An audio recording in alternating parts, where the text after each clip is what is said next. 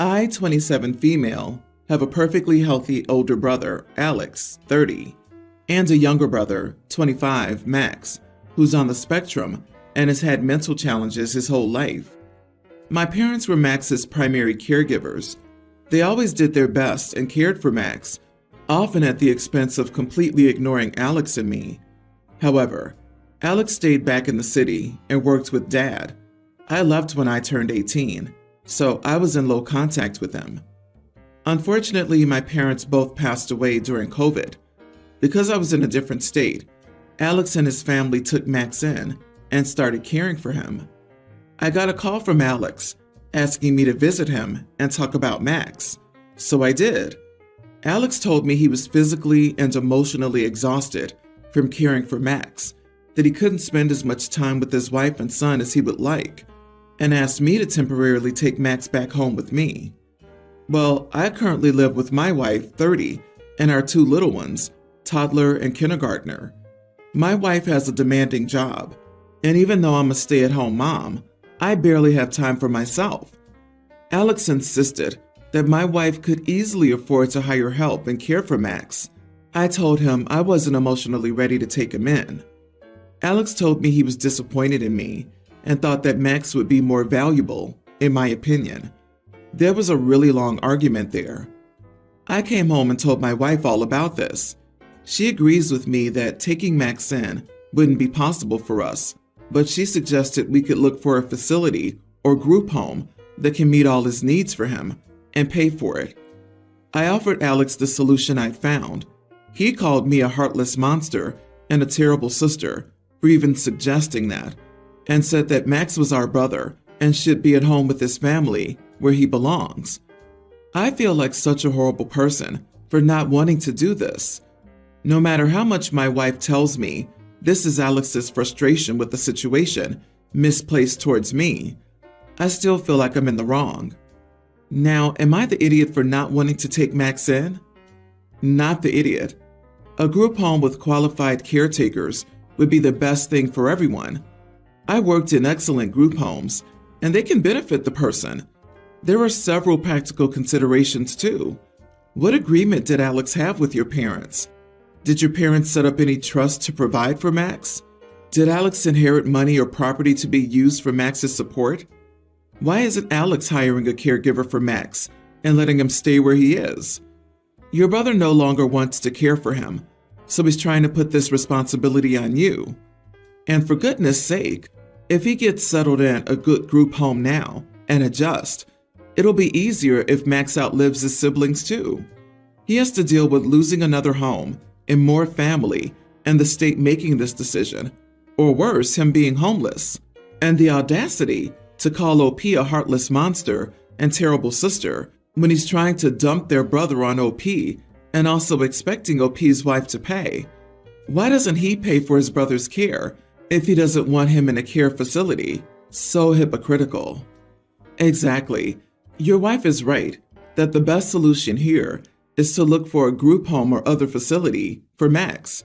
However, Alex should also understand that you can't unilaterally make that decision. Obviously, your wife needs to be involved, and she said no. Also, pretty bold of him to assume that your wife will just pony up the cash for a carer for Max. He's presumptuous, and you must stand up for yourself. In my opinion, you are the idiot. If family means anything to you, you would be willing to share the burden. It's clear Alex cares more about Max than you do, and you arguing with him over that fact makes you an idiot. Can y'all share responsibility for him and take turns?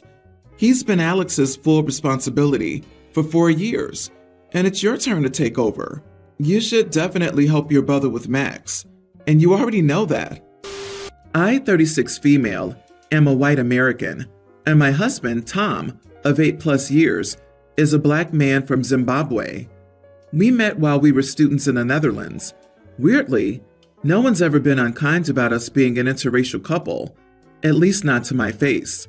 So I wonder if I'm overreacting in this situation, because I've never faced this. My older cousin, Jim's son, Alex, is graduating from high school in May. I grew up next door to Jim and his siblings, and we're all very close. Jim initially told me that Alex wanted to avoid having a big graduation party. Still, if I wanted to stop by quickly on the Saturday after graduation, I was welcome to do so. He asked 3 or 4 times if Tom would be coming and was very insistent that it wasn't necessary. Tom has a big project pending at work, so I figured he didn't need to come with me to drop off a check and a card, so the whole thing seemed weird. Well, I arrived at Jim's house to find a full-on party underway. I was incredibly shocked, and when I asked my aunt, Jim's mom, what was going on, she said that the party had been planned for months, and that's why we were all invited over. I told her what Jim had told me, and she looked a bit sheepish and said, "Oh, that's probably because Sarah's family's here." Sarah's Jim's wife. I don't know her family well, and haven't really seen them since Jim and Sarah's wedding when I was a teenager. Anyway, regardless of my explanation, I left without saying goodbye or leaving the card and check on the gift table. This will be important later. Jim called me the next day, asking where I had gone. I told him I was shocked that there was a party, when I was explicitly told there would be no party, and thus not to bring my husband. Jim started to cry, which is weird and out of character, and told me that Sarah's family is very old-fashioned and would disapprove of an interracial couple. They didn't want to cause a scene on Alex's big day, but they wanted me there, so they devised a half-truth to keep Tom from coming. I was, to say the least, speechless. I just hung up the phone. Later, my mom called to say she hadn't known about the plan to keep Tom away, but she had spoken to her sister, my aunt, who was very hurt that I hadn't left Alex his gift. My mom said I'm the idiot for punishing Alex for what his parents did, and I should give him the check I was planning on giving him. Frankly, I don't want anything to do with them right now, but I worry I am being unfair to Alex. I'm going to allow disrespect towards your husband, but I still want you to give my child your money. Yeah, no, not the idiot. So your aunt's more upset that Alex didn't get a check than that her son is racked with shame from being spineless and disrespecting his family to appease a bunch of morons. Her priorities are a mess. Really? They're worried about a stupid check? Wow, where do such entitled idiots come from? The white privilege is astounding and disturbing. OP, you should do whatever you feel is right here. I can see everything making sense, but these people have no right to question your decision since they're such unapologetic cowards. Bummer that Alex was caught in the crossfire of his parents' disgusting mistake. Hopefully Alex understands what happened, but the more I think about it, I can't imagine being 18 and complaining that somebody didn't leave a gift for me at my graduation party, especially if there were tons of other people at the party and likely many gifts. Alex is definitely showing some entitlement there. I'm sorry this happened to you and Tom. Good for you for standing up for him. I, male, was out to dinner with my dad, referred to as Dan, and 2 of our friends, Jake and Alan, also male, along with my dad's girlfriend, Faith. During the conversation, Alan said something like, the wife wanted tickets. I don't remember the topic because it was offhand, and the ensuing discussion derailed the conversation. Faith didn't like how Alan referred to his wife as the wife, and explained how it was impersonal to the actual human being, and was referring to her as a categorical role, like the butler, with the preference to use my wife instead. Everyone else, 4 guys, kind of balked at the comment, which upset her more. A slightly heated discussion followed, where we tried to explain why it wasn't a big deal to us. Everyone there had met her and knew her, so it's not like we weren't aware of whom she was. Alan said that even his wife wouldn't mind. Such a literal interpretation of the wife could mean my wife, conveys ownership or possession. The term wife is a term of endearment and personal by definition, as opposed to ball and chain or the old lady. Using my butler is no better than the butler. When it started to go off the rails is when she responded by saying, "You're being morons," multiple times in the back and forth.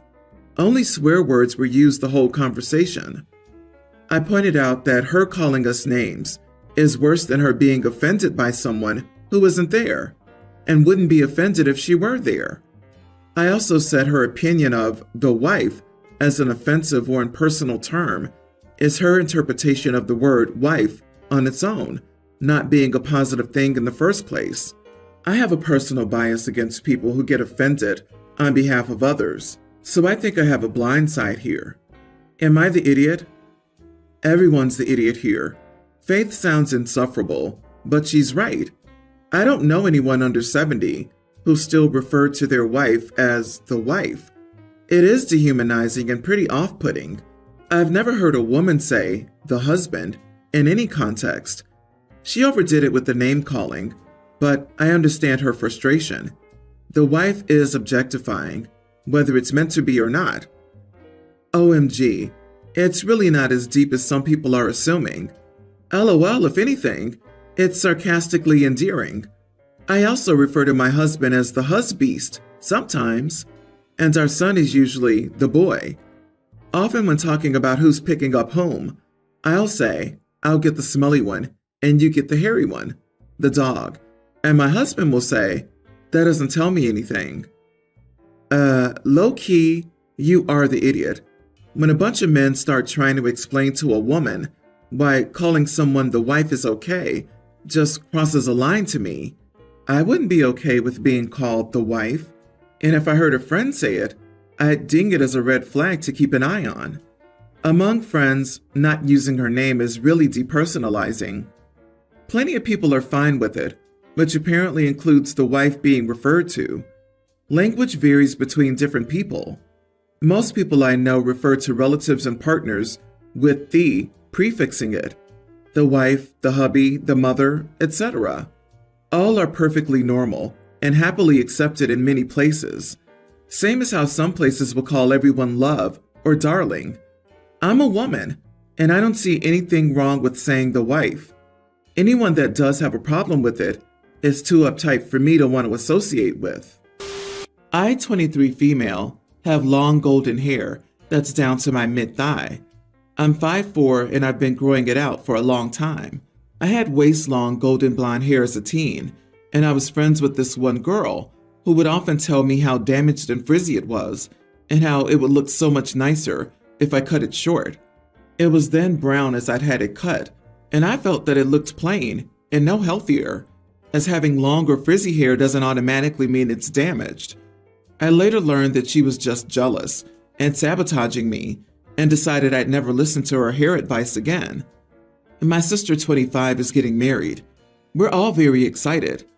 Last week she pulled me aside and said my hair is too long, it looks bad, and she doesn't want it in her wedding photos. I thought it was really rude, but I told her I'd wear it up. She said it's too long to wear up, and even when I wear it up, it looks too big for my head and body. I told her that's fine, I won't be in the photos.